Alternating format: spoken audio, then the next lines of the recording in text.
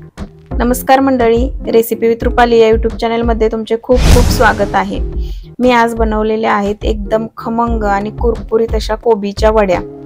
कोबीची भाजी जर कोणी खात नसेल किंवा सारखी भाजीच खाऊन जर कंटाळा आला असेल तर या कोबीच्या वड्या तुम्ही नक्की एकदा करून पहा। खूप म्हणजे खूप चवीला छान लागतात। चला तर मग पटकन रेसिपीला सुरुवात करूया।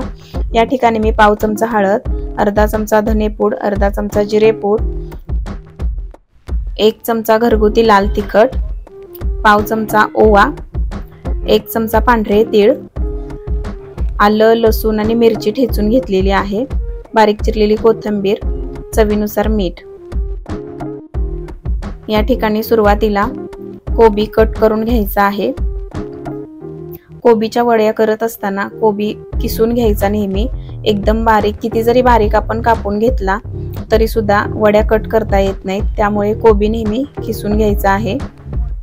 अशा प्रकारे कोबी अगोदर मी कट करून घेतलेला आहे आणि जी लहान किसणी असते त्या किसणीने किसून घ्यायचा। मोठ्या किसणीने किसलं तर काय होतं, वड्या कट करत असताना त्या तुटतात, त्यामुळे बारीक किसणीने कोबी किसून घ्यायचा।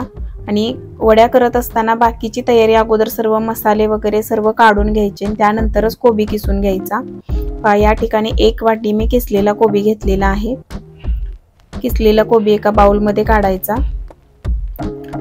त्यामध्ये सर्व मसाले टाकून घ्यायचे आहेत। पाव चमचा हळद, पाव चमचा धनेपूड, पाव चमचा जिरेपूड, घरगुती लाल तिखट 1 चमचा, ओवा, पांढरे तीळ 1 चमचा, आलं, मिरची आणि लसूण ठेचून घेतलेला आहे ते टाकायचं, चवीनुसार मीठ टाकायचं, बारीक चिरलेली कोथिंबीर भरपूर टाकायची, त्यामध्ये बेसन पीठ टाकायचं। बेसन पीठ गरजेनुसार कमी जास्त लागू शकतं, त्यानंतर जेवढं बेसन पीठ लागेल त्याच्याने मी तांदळाचं पीठ घ्यायचं। तांदळाच्या पिठामुळे वड्या एकदम कुरकुरीत होतात। कोबीला लगेच पाणी सुटतं आणि त्यामध्ये किसलेला कोबी असतो त्याला जास्ती पाणी सुटतं, त्यामुळे बाकीची सर्व तयारी करायची, नंतर कोबी किसून त्यामध्ये पटकन हे बाकीचे सर्व साहित्य टाकून घ्यायचं। फक्त बेसन पीठ आणि तांदळाचं पीठ हे कमी जास्त लागू शकतं, कारण जर जास्त पातळ वाटलं पीठ तर नंतर त्यामध्ये बेसन पीठ तुम्ही ऍड करू शकता। जर तांदळाचं पीठ नसेल तर कॉर्नफ्लॉवर टाकलं तरी सुद्धा चालेल। अशा प्रकारे घट्ट असं हे पीठ मळून घ्यायचं आहे।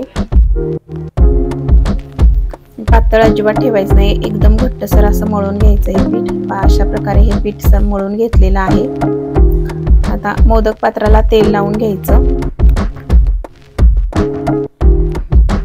सर्व बाजूंनी तेल लावायचं, म्हणजे जे आपण रोल करून ठेवणार आहे ते चिकटत नाही। त्यानंतर हाताला सुद्धा तेल लावायचं। हाताला तेल लावून आता या पिठाचे मध्यम आकाराचे रोल तयार करून घ्यायचे आहेत। व्हिडिओ मध्ये दाखवल्याप्रमाणे हे रोल तयार करून घ्यायचे। जास्ती जाड नाही किंवा एकदम पातळ नाही किंवा छोटे सुद्धा नाही, मध्यम आकाराचे असे रोल तयार करून घ्यायचे, कारण वड्या तयार केल्यानंतर दिसायला वड्या सुद्धा छान दिसल्या पाहिजेत। अशा प्रकारे हे रोल तयार करून घ्यायचे आहेत। रोल तयार करून घेतल्यानंतर त्यावरून सुद्धा थोडेसे तीळ लावायचे, म्हणजे दिसायला खूप छान दिसतं। आपण पीठ मळत असताना सुद्धा तीळ टाकलेले आहेत, पण वरून जर तीळ टाकले तर त्या वड्या दिसायला खूप छान दिसतात। आता हे तयार केलेले रोल आहेत ते तेल लावून घेतलेल्या मोदक पात्रामध्ये ठेवायचं आणि हे बाकीची तयारी करेपर्यंत एका पातेल्यामध्ये पाणी उकळण्यासाठी ठेवायचं। पहा, पाण्याला छान उकळी आलेली आहे। आता जे मोदक पात्र आहे ते यावरती ठेवायचं आणि वरून झाकण ठेवायचं। वाफ बाहेर अजिबात जाता कामा नये, अशा प्रकारे हे झाकण ठेवायचं आणि 15 ते 20 मिनिट छान वाफवून घ्यायचं। 15 ते 20 मिनिटांनी तुम्ही चेक करू शकता। पहा, छान हे रोल शिजलेले आहेत। चाकूच्या साहाय्याने किंवा टूथपिकच्या साहाय्याने चेक करू शकता। पूर्ण क्लीन आलेलं आहे, अजिबात चिकटलेलं नाही आणि त्या रोलला चिरा पडलेले आहेत, म्हणजे रोल छान तयार आहेत। हे रोल पूर्ण थंड करून घ्यायचे आणि त्यानंतरच त्याच्या वड्या कट करून घ्यायच्या आहेत।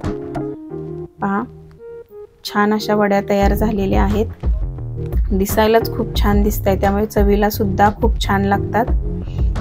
अशा प्रकारे पहा, मध्यम अशा वड्या मी कट करून घेतलेल्या आहेत। एकदम जाड सुद्धा ठेवलेल्या नाहीत किंवा एकदम पातळही नाहीत, मध्यम अशा ह्या वड्या तयार करून घेतलेल्या आहेत। या वड्या अशाच खाल्ल्या तरी सुद्धा खूप छान लागतात आणि फ्राय करून घेतल्या तरी सुद्धा खूप छान लागतात। पॅन मध्ये तेल गरम करण्यासाठी ठेवायचं। हे मी शालो फ्राय करून घेते, डीप फ्राय करत नाही। जर तुम्ही डीप फ्राय करून घेतलं, ह्या वड्या तळून घेतल्या तरी सुद्धा चालेल किंवा फक्त भाजून घेतल्या तरी सुद्धा चालतात। तेल गरम झालं की त्यामध्ये वड्या ठेवायच्या आणि 2 ते 3 मिनिट एका बाजूने खमंग भाजून घ्यायच्या आहेत। म्हणजे तयार केलेले रोल आहेत ते कमीत कमी 6 ते 8 दिवस फ्रीज मध्ये हवाबंद डब्यामध्ये जर ठेवल्या तर टिकतात। तुम्हाला जेव्हा हवे असतील त्यावेळेला वड्या कट करून तुम्ही फ्राय करून खाऊ शकता। 2 ते 3 मिनिट एका बाजूने फ्राय झाल्यानंतर पहा, दुसऱ्या बाजूने सुद्धा छान तांबूस सोनेरी रंग येईपर्यंत भाजून घ्यायच्या आहेत।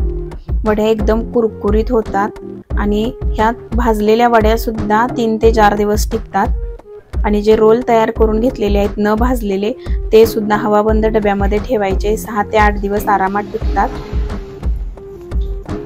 पहा किती छान वड्या तयार झालेल्या आहेत। आवाज ऐकू शकता तुम्ही, एकदम कुरकुरीत वड्या तयार होतात। अशा प्रकारच्या कोबीच्या वड्या तुम्ही नक्की एकदा करून पहा, खूप खमंग आणि कुरकुरीत होतात। प्रवासाला जर तुम्ही जाणार असाल तर अशा प्रकारच्या वड्या बनवून नेल्या तर 2 ते 3 दिवस आरामात टिकतात। या कोबीच्या वड्या खाल्ल्यानंतर किंवा पाहिल्यानंतर कोणाच्या लक्षात सुद्धा येत नाही की या कोबीच्या वड्या आहेत, त्यामुळे तुम्ही नक्की करून पहा। वरून एकदम कुरकुरीत आणि आतून एकदम मऊ अशा खमंग कोबीच्या वड्या तयार आहेत, तुम्ही सुद्धा नक्की करून पहा। आजची रेसिपी कशी वाटली कमेंट करून नक्की सांगा। अशाच नवनवीन रेसिपी पाहण्यासाठी जर चॅनेलला सबस्क्राईब केलं नसेल तर रेसिपी विथ रुपाली या यूट्यूब चॅनेलला पटकन सबस्क्राईब करा, बेल आयकॉन सुद्धा प्रेस करा, म्हणजे नवीन व्हिडिओचे नोटिफिकेशन सर्वात अगोदर तुम्हाला मिळेल। पुन्हा भेटू अशाच एका नवीन खमंग खुसखुशीत रेसिपी सोबत, तोपर्यंत धन्यवाद।